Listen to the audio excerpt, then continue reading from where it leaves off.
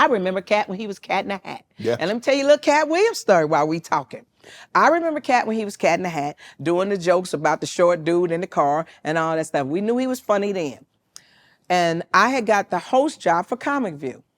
And Katt Williams performed, I think it was me, Katt, and Michael Collier. And I think Mike Washington was on that show. We have the Comedy Connection. I think it was in Greenbelt, Maryland. If I'm not mistaken, I stand corrected. I watched Katt Williams do a set. I called Stephen Hill. I said, get here as fast as you can. I have watched something great. Wow. They said, what is it? Katt Williams is destroying a room and I cannot follow him. Now, I got courage. I did what I needed to do that night, but what I saw was something special. I said, and so Stephen gets there and he's looking at it, he's dying laughing. I said, I need that guy on my season of Comic View. And he was like, well, why would you do that? I said, because he's going to be big and he's special and this is his shot. And everything propelled. He was already doing great stuff, but everything propelled. I just want us to, if we disagree in private. Yes. You know what I'm saying? And you can tell your version of the story. I'm telling my versions of the stories. But you notice that I'm editing myself because I'm not going to do it at the expense of someone's self-esteem. I'm not saying Katt did that. I'm just saying I knew Katt Williams was going to be special because I saw it in him and I was willing to step back. You got to know when you can't follow something. You got to know it. That's why I host now. I got the hookup, and I got Yeah. the hookup too. Master P, you mentioned John Witherspoon, Ice I Cube, love Tommy Master List. P. I love Master P. Great businessman. Very, very smart. Always gave me an opportunity. You know who else gave me an opportunity? Who did? Uncle Luke. Really? Yes, when I was first doing really, really raw material. Not like my stuff ain't raw now, Right. but this is where I was polishing. Really uncut. Yeah. And he said, Sheryl, I want you to, record some material for us and put it out there. And you notice something odd in all the stuff that's going on with the sexuality, and gaffling people and everything. Whose name is not in it? Uncle Luke. He started it. But he didn't Do it. he didn't cross that line. He didn't cross that line. It may have been a party atmosphere, Yes. but he didn't do things. Power corrupts. And we have got to start protecting each other and don't do that shit. When you football player, did they still give you a handler, a person that kept you out of trouble when you first got in the league? No. I mean, we used to have these videos where they say, well, obviously you can't gamble and be careful who you associate with. Absolutely. But I was very, very fortunate that I had an older brother that was in the league that could guide me. Sterling. Yes. Yes. That could guide me and let me know, okay, bro, this is how you need to do it. This is what you need to do. Yes. Everybody doesn't handle that. But at the end of the day, Sheryl, grown men are going to do what grown men do. Because it's kind of like you have a financial advisor. And he might say, Sheryl, you don't need to do this. What is it's Cheryl's money? And Sheryl takes the money and all he can do is advise. Advice and counsel. But why do you have them if you don't take advice or counsel? How many I'm going to times shout out my business manager, Larry Turner. I'd like to thank you. I thought he was black because he had his whole name on his card. It was Lawrence J. Turner. I said, these brothers is doing the thing. They attorneys, they financial planners. I walk in, a little Jewish dude. Yeah. I was like, well, what's up? Grow my If you can show me that you know what you're talking about, I have a saying, don't wake up in the middle of surgery talking to the surgeon. Let people do what they're going to do. If you're going to take advice and counsel, take advice and counsel. Exactly. But sometimes you get so much money and power that you start to do things and people are afraid to tell you, don't do that shit. And don't record the shit. What is with the recording of the documentation of and I'm gonna tell you this, I grew up in Chicago. I was running these streets. We knew R. Kelly. And it's a lot of stuff that we know about people, but how do we save someone from themselves? And how do we teach with great fame comes great responsibility. Yeah. Right? And money and power. And if you treat it right, God will give you more. You don't have to do this wild stuff that you're doing, and you don't have to take it out on people. People say, well, money changes people. No, money makes you More worse. what you already are. There it is, right there. You are who you are. Absolutely. Absolutely. I bucked up on a lot of dudes, and they be like, nah, Sheryl, you a good girl. I'm like, I'm glad you think that. Right? I'm going to circle this bar one more time. And if you still here when I come back, it's on and popping, right? Let me buy you this drink. Let's go, right? But like you said, you have choice. but there's got to be somebody there, especially these young boys. It could destroy their life. Yes. That's why I have a sports initiative. Young boys, young as 3 years old, learning different sports, but also getting an education. But we need you men to come back into these boys' lives so they will understand you have somebody to talk to. You have big brothers out there, and don't put everything on social media. All you Yeah, for street sure. soldiers out there holding all the money up, the IRS is watching and they waiting on you. And if you had a PPP loan and now you in jail, but ain't nobody else in jail, come on, man, we can do this better. Right. What else you want to ask me? Movies. Is there a movie that you auditioned, a role that you auditioned for that you didn't get, that you like, damn? Or is there something that you turned down that you wish you hadn't?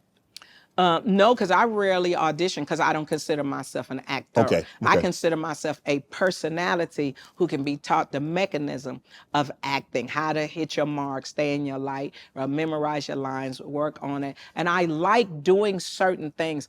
I would love to do a sitcom, and I have a couple that I'm developing. I like doing movies. What I feel is I think Kim Whitley is one of the greatest actresses.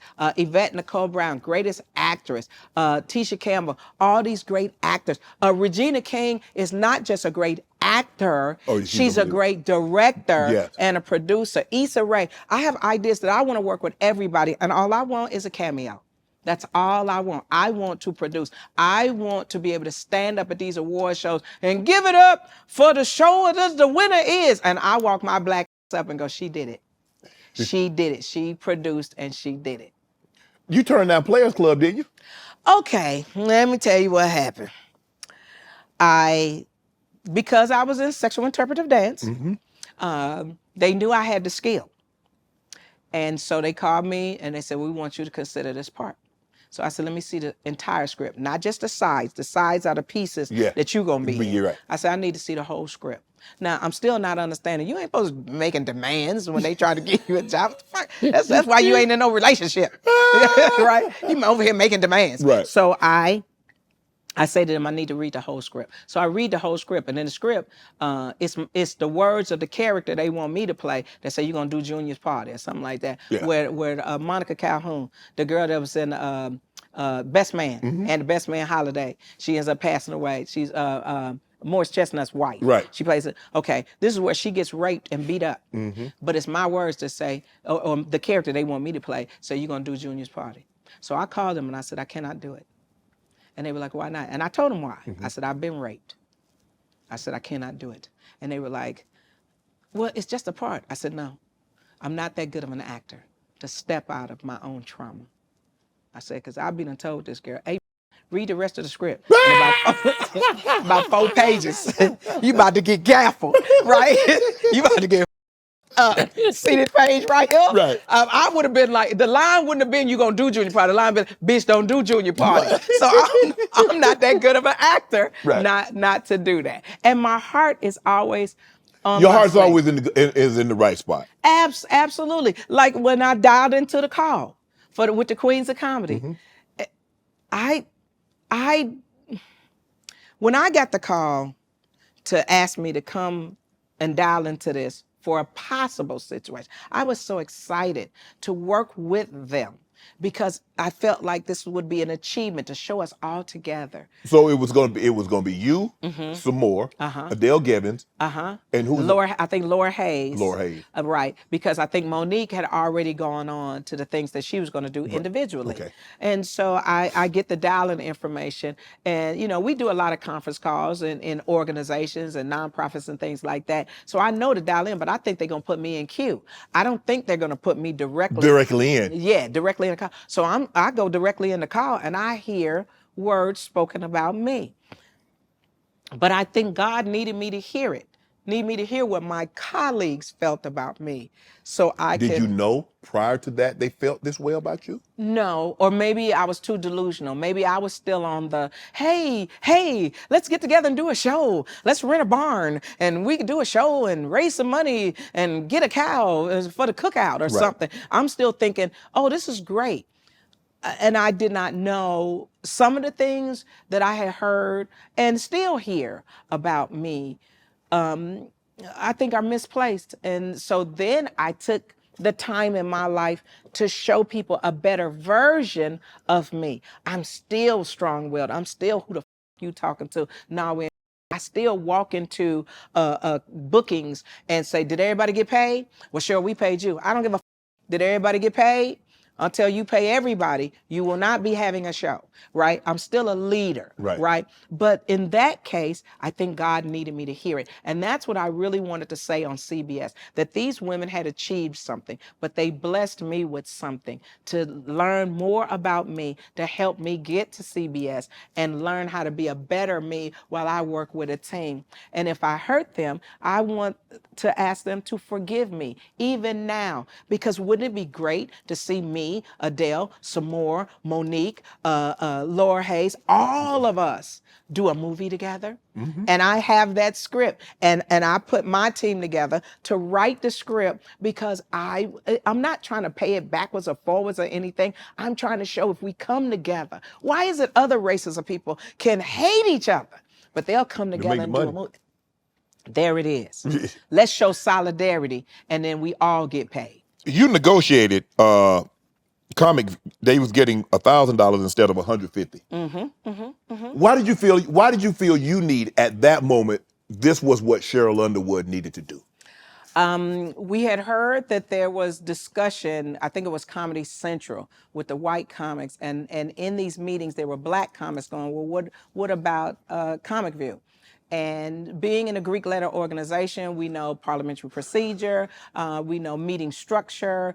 And so when we went to the meeting, they said, well, you black people handle that, right? So we go, okay, we're gonna handle that. And in the discussions, we put together our committees. We reviewed laws, you know. See, that's why a college education. And if you went to a HBCU, you really got a good education. You got life and education Correct. and culture. So those of us that were in Greek letter organizations and went to college and in HBCUs, we came together to form a unofficial subcommittee. So when it came time for certain things, and we had Tim Allen signing our petition in Variety, Jay Leno, we had the comics backing us, big time comics backing us when all we wanted it to be fair. But there was one line I said I will not cross. We will not picket Bob Johnson at BET. We will not do that. We will not give them the photo opportunity of us against another black man. Okay. Right or wrong, I just didn't feel that that was the right thing to do. And I felt that he would do the right thing, and he did. Wow. People run up on stage fighting comedians. Miss Pat says she done fought comedians before. Where are you? I mean, has anybody ever run up on stage on you, got mad you were saying something during your set? Has anybody ever got mad at you, Sheryl? I was in Monrovia, California, and I didn't know what kind of location Monrovia was. This is the kind of location that you don't see a lot of us in. You know what I'm saying? This was long before Trump was making America great. This is long before. So I was booked to do a gig. I did the gig, and I guess a white man didn't like what I was talking about, and he threw a beer at my head. And it passed my head and bust on the wall, and it was beer splattered everywhere. But I'm gonna tell you where a well-placed joke goes. I was telling so many good sexual jokes. Other white boys whooped that dude's ass. What? Yep, whooped his ass, and then went, finish your show. Good comedy is still good comedy if you would just let us get to it. There are people that disagree with me on my political stances, or they may think the show is too sexual. But once you walk into a nightclub, a comedy club, I'm doing Harris. I want to do all casinos. I want to do all comedy clubs, not just for the money, but for the career. And so when you come into a nightclub experience, my job is to move food and drinks and entertain and not let people get up and walk out. So I will instinctively scan the audience to see what's going on. That's why I have two male acts with me, Kyle Irby and Mike Washington. Why? Because I don't want a man to come into my show and go, oh, here she go. It's an hour and a half and niggas ain't. That's not what my show is about. It is a love fest. It is a party. It is a house party. It's me talking like we talk, you know what I'm saying, and having a good time. Let's get up. You can walk across the stage and you might win my money. That's why we mixing and mingling. But I will say this, the people who have been upset with my show, I've tried to polish my performance to a point where you go, wait on me. Something in my set you're going to enjoy. Right.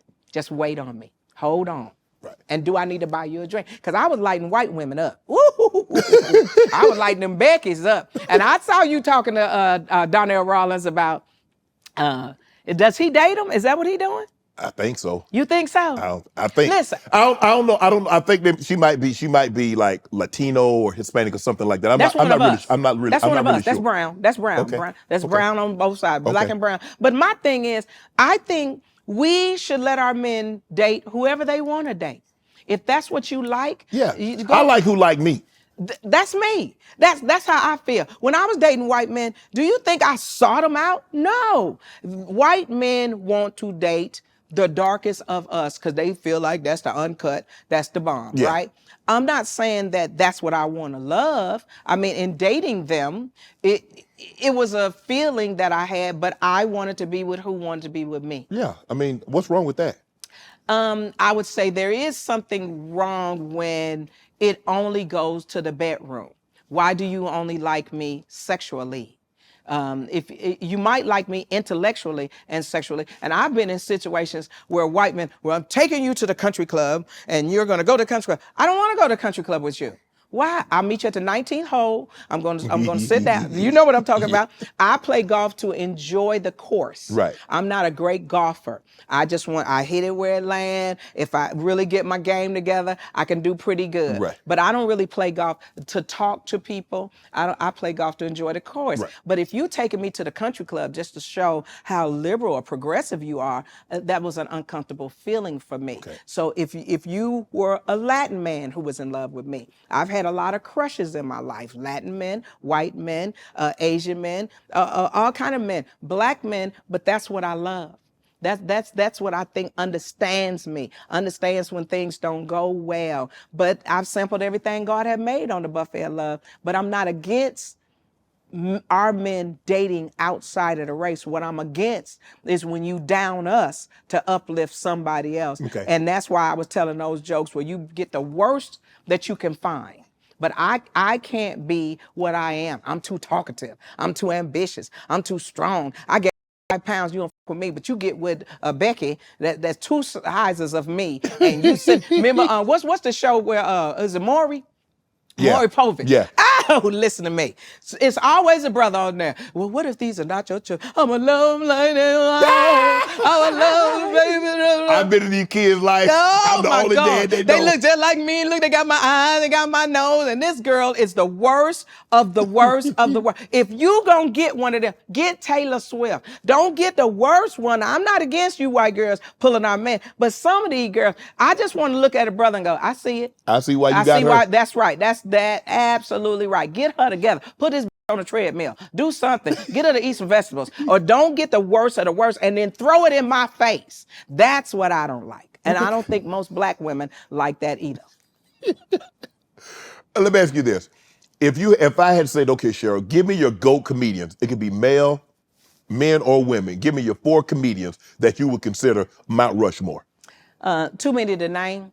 And because of my personality, why she didn't name this person, why she didn't name That's that your person. list. Well, I don't really have. First of all, you're going to have a bigger, it's got to be a mountain range. It can't be just 4 motherfuckers on a mountain, because there's too many of us that are too good for too many time periods. When you talk about Moms Mabley, one of the greatest female comedians that made people feel good about all those adult jokes she Right. was telling, but then you put up against Whoopi Goldberg, who was, to me, her dialogue was so amazing. Her ability to go in and out of characters, so amazing. But I don't want anybody to feel I like somebody more, because I can't do what Sherry Shepherd do. That, and I'm sorry, girl, because I know there's some comedians don't like to be called bitch, but I got to give you your propers. And speaking of that, Melanie Camacho, one of the greatest comedians I've ever seen. Hope Flood, greatest comedians I've ever seen. Yeah. There's too many out there to name, and we haven't gotten our shot. So that's why I want to produce something that gives people their shot. Who would have thought somebody would have called me to be on daytime TV, and I'm a nightclub performer, and I'll be there from season 2 to season 15 of the talk on CBS, the most conservative conservative network. All we need is the shot. So in answer to your question, there are too many great comics that you see these comics and we've been sitting around with each other. You know how hard it is not to choke laughing at Jamie Foxx when he gets on a roll, and all of us have been friends, but then we talk about him when we show the picture of him with the Jerry curl. That's comedians getting together. Right. You know, so I really couldn't name, you know, who would be my top Let me four. ask you this. Are there, you mentioned Hope Flood, Yes. yourself, and Yeah. Samora, and Adele Givens, and Chocolate.